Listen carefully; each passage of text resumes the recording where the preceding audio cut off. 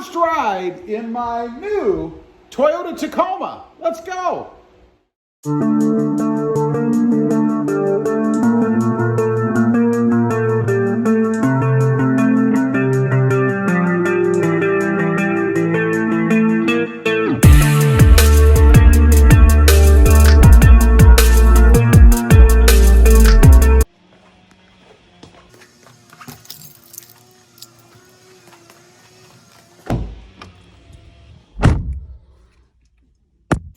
Cold start. Well, it actually wasn't really a cold start. I mean, to be honest, this isn't my first ride. I mean, I did drive it home from the dealership, right? So this is technically my second ride, but it's my first ride having fun. So let's get driving. I'm gonna let you guys know what I think of this as compared to the TRD Offroad, the manual transmission, of course, that I just traded in just a few hours ago. Okay, first off, before we even take off out of the driveway, I just realized I don't have HomeLink anymore. So I need one of these to shut the garage door. Or one of these. I don't know which one works. Okay, yet another thing I just realized, and I still haven't left yet, I don't have the sensors on this truck. So as I'm backing up against stuff behind me there, I don't hear any beeping. That's good and bad, I guess. So I just have to pay more attention to the camera and not depend on that beeping to alert me when I'm getting close to stuff behind me. All right, we've been out here, well, I've been out here driving around for a little bit. You guys have been with me, just the camera hasn't been on. So I've been out here driving around a little bit, and some things that I'm noticing, I guess, about the truck.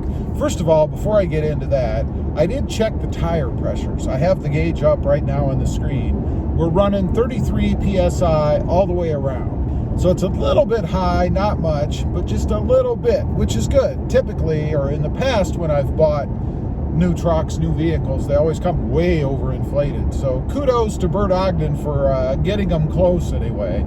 That's a good thing. So the first thing that I noticed, honestly, I noticed this when I took off from the dealership, and that was the power of the Tacoma.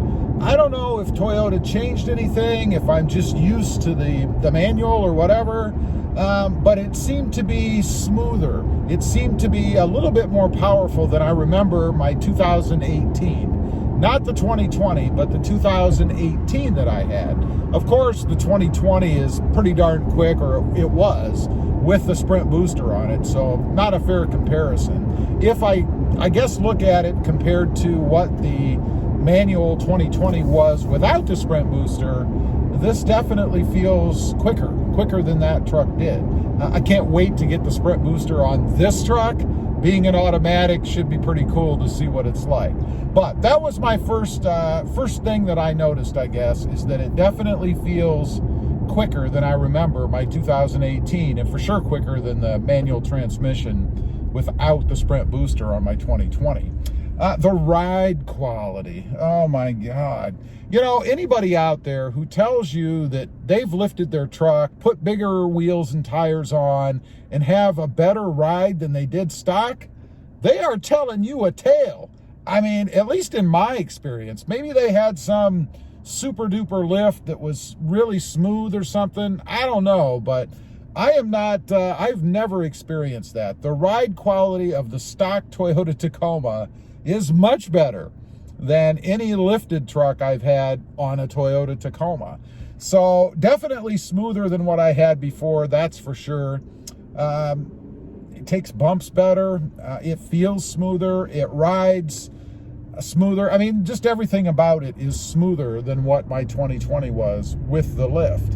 And not that the 2020 was horrible, don't get me wrong. I am splitting hairs when I talk about this. Of course, anything lifted with bigger wheels and tires is going to be a rougher ride. You expect that. So take it for what it's worth. As far as the automatic transmission, you know, I've had the manual for pushing 2 years, and everybody always complains about gear hunting. You know, that's the biggest thing I think you hear people mention when they're talking about just the regular Toyota Tacoma in the automatic version. I don't feel it.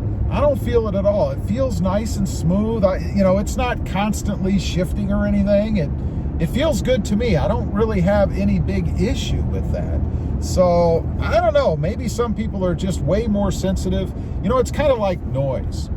Some people complain about the sound and it's really loud and blah, blah, blah.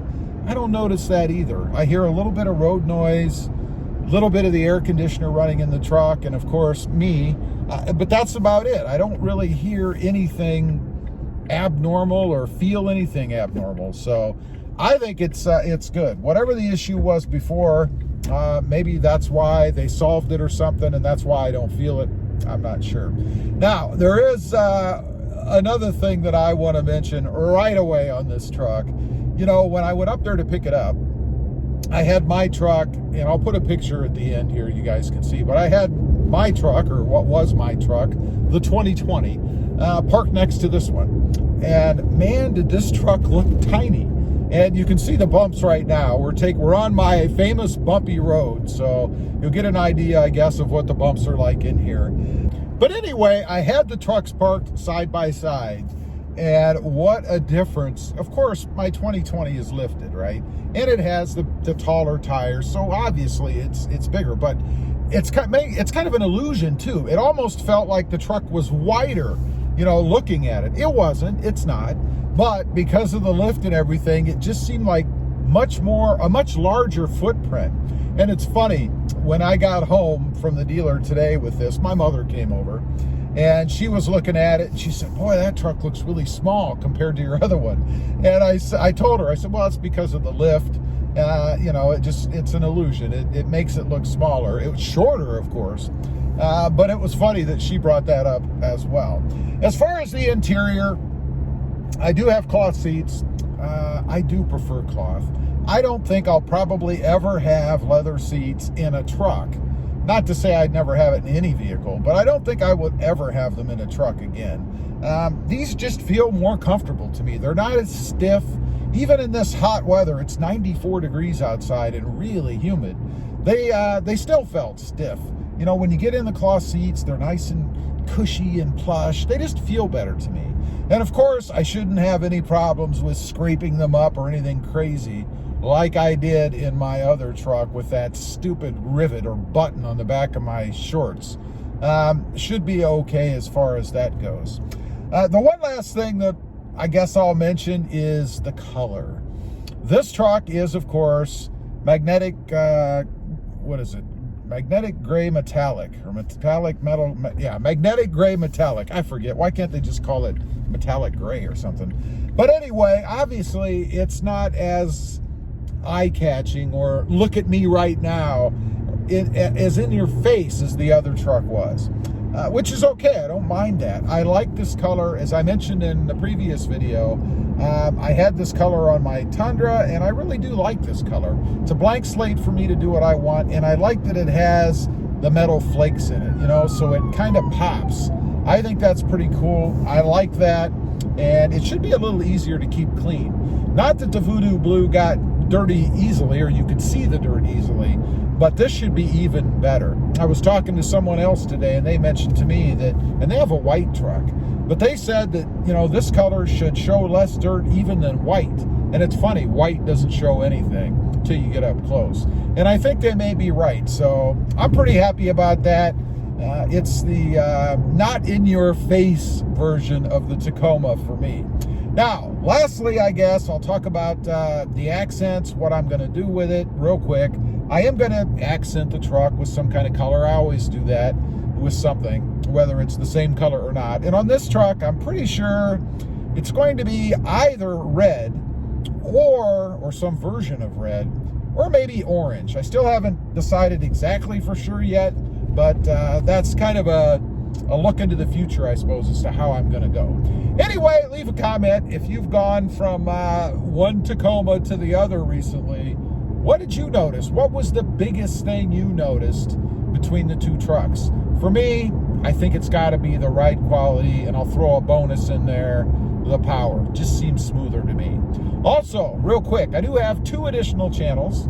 Robmotive FST, all about my 2021 Toyota Tundra, and Robmotive JT, all about my 2020 Jeep Gladiator. Check them out, and if you're interested, please consider subscribing. Don't forget to click that notification bell so that you don't miss out on any upcoming videos. And do me a favor, smash that subscribe button on the way out. Thanks for watching. Stay safe out there. Bye.